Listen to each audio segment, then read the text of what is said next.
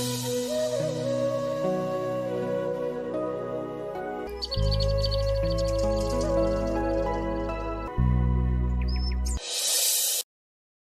लोगोफोर, नोंथांमोननि गेजेराव आं आरो मोनसे गोदान भिडिअ लानानै फैबावबाय। बे भिडिअनि गेजेरजों नोंथांमोन बयनिबो सेराव लानानै फैदों बर'निनो मुंदांखा फावखुंग्रि बिथां पुजा बर' बिथांनि सुंद' लाइफस्टाइल आरो बियोग्राफिनि सोमोन्दै। लोगोफोर, नोंथांमोन गोबांथारानो पुजा बर' बिथांखौ मोजाङैनो सिनायखायो, मानोना बिथांनि फाव खालामनाय मिउजिक भिडिअ आरो सावथुनफोरा ससियेल मिडियायाव गोबाङैनो गोसारनानै दंखायो।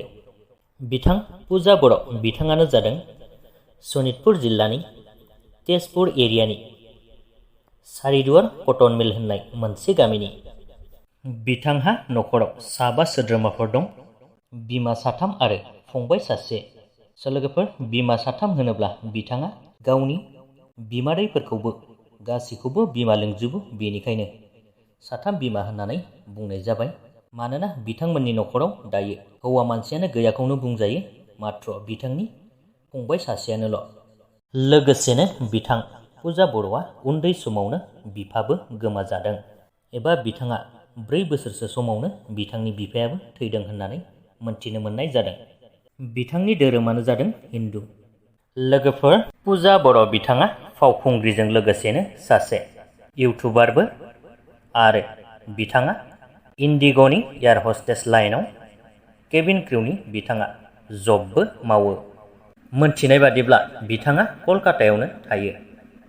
लोगोफोर, बिथां पुजा बर' बिथाङा गोबाव सम सिगांनिफ्रायनो रिलेशनशिपआव दंखायो। नोंथांमोन गोबाङानो मिथिखायोबो जानो हागौ, मानोना बिथांनि बयफ्रेन्डनि सोमोन्दै आङो सिगाङावबो भिडिअ बानायखांखाबायमोन।